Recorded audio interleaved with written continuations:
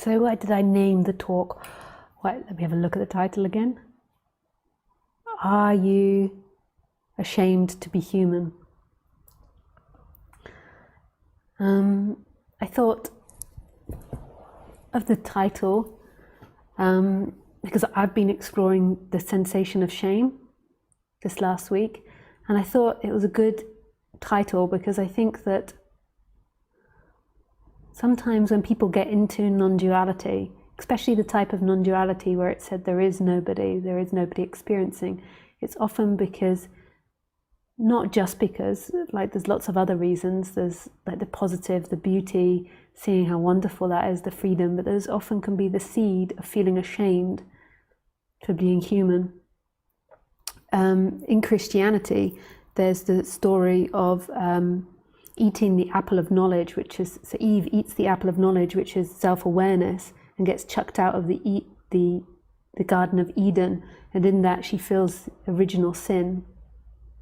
She feels like she's guilty, rather than before she was just doing things and she wasn't guilty. As soon as she developed self-awareness, suddenly she was guilty. And I think that's a really fascinating subject to talk about. Let's start off though talking about what is non-duality.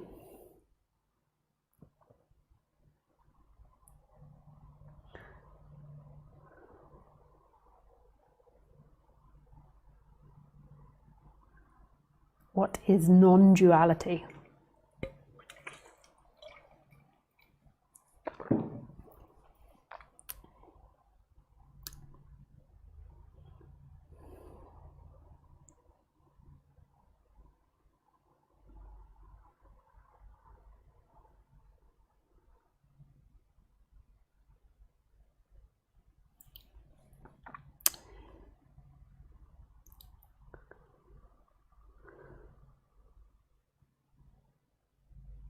Non-duality is very simple, actually.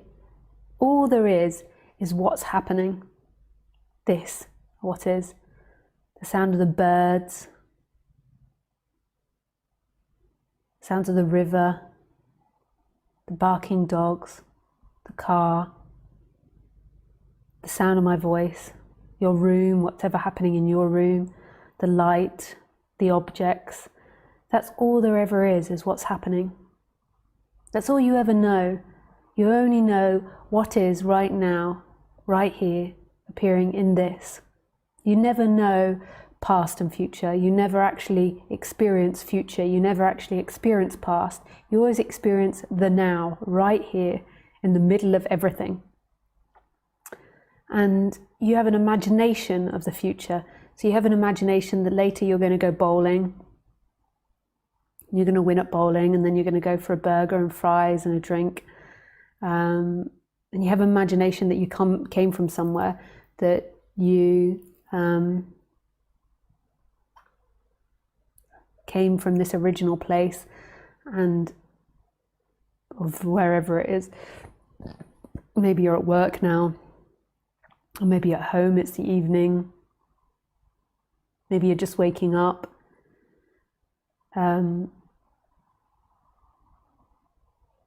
And you had this whole day before you, or had this whole night, you had a restless night, or you had a day at work, or you had lunch with friends, and you believe that you're in this position right now because you've arrived from the past and you're here, whereas actually what's happening now, and what always happens now, is you've got images of the past arising, and you've got images of this potential future, and you believe that who you are isn't this moment, isn't what's actually happening. You believe who you are is this person that's been moving through this timeline, that's always moving from this timeline, and you kind of have a mental recognition of this person, like this image in your head that's always kind of watching this timeline person.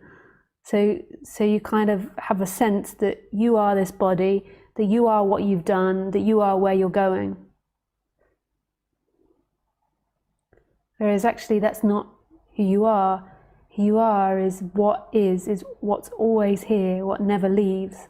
You're this perpetual now. You're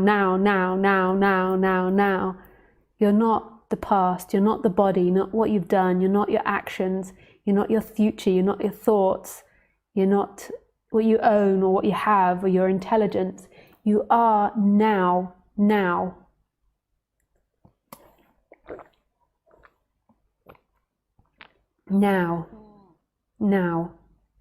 That's who you are. As soon as you identify with the person, there's always, the doership is important to extent, to have a sense of choice and to have a feeling of free will. But when you identify with that, you feel like you are someone that has doership, that you are somebody that does. Whereas you're not actually somebody that does. And when you have that identification, it means that you always feel responsible for your life. To an extent, it's natural to have feelings of responsibility, of guilt, of shame, of all these feelings. It's very natural to feel that. If you run over the neighbour's cat, it's appropriate to feel guilty and to offer money and to pay for it. But these are more subtle and light. Whereas when you're identified, it's like this embedded sense that that's who you are, and you really believe that you're somebody that's orientating this body and somebody that is doing things and has a life. That you are the doer, that you are somebody with autonomy and free will, that you really choose your life and that you're responsible for running over the neighbour's cats. Like, it's appropriate to have a weak sense of guilt, but you're not ultimately responsible. It couldn't have been any other way. You're responsible for the way your life turns out. And often what happens is people's lives go on, they feel more and more guilty and bad for the way their life's gone, because they have this image of what it should look like, the Hollywood movies that's always perfect. And then they have the reality of what their life's like maybe their kid is acting out, or their kid is behaving dysfunctionally. Or maybe they've made a mistake at work or in their business, you've gone bankrupt or lost your house or done all types of different things. And you feel shameful because you really believe that's who you are. Whereas actually, it's a simply happening. Whatever's happened to you, and it couldn't have been any other way. And you, as a person, aren't actually alive and responsible for it. The body, in a way, has to take on board responsibility, but underneath, there is no body in which that belongs to. In every moment, thoughts and feelings and choices are arising. They're not belonging to a separate entity that's moving through time. You don't have actually free will. You don't actually have responsibility. They're simply appearing. So there's an appearance of guilt, there's an appearance of responsibility, but they don't belong to someone. There isn't an I that owns all of these things and collects them in a bucket and is like, me, mine. They're happening.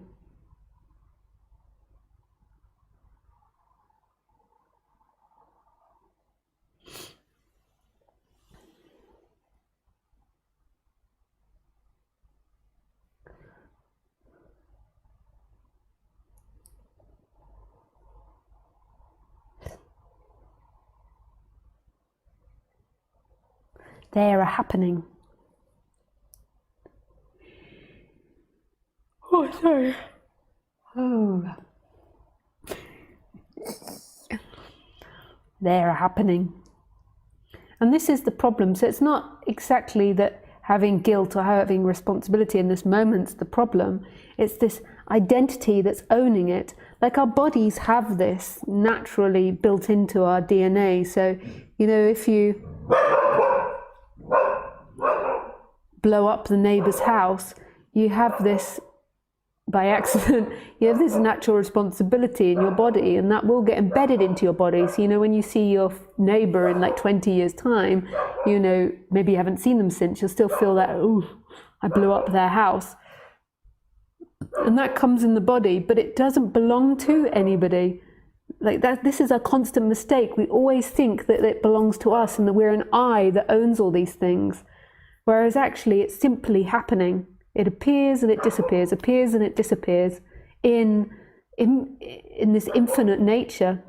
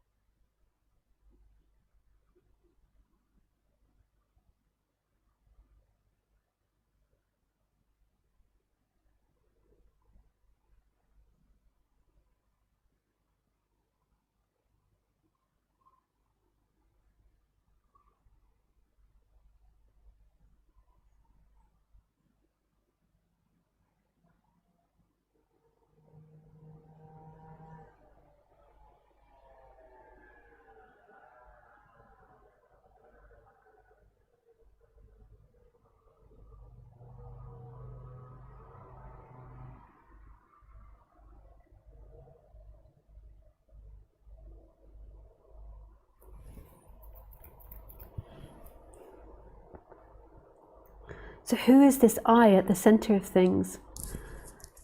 And you can speak about consciousness and the I amness, but every form of speaking in the end gets collapsed.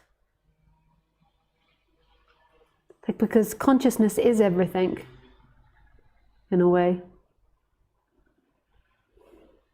I mean, consciousness doesn't really exist because it is everything. It's in all things. Like, everything is self-conscious. It's not that there's somebody in here that's conscious, or there's a thing that's separate from everything that's conscious. And then this I amness, this sense of being.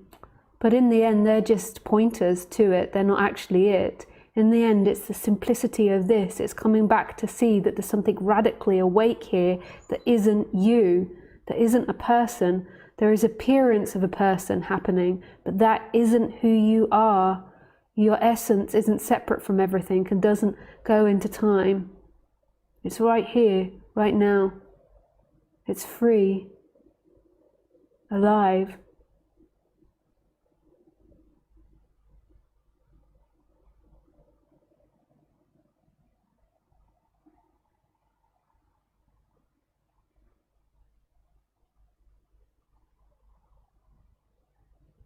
Okay, we go over to some questions now. I open up Skype.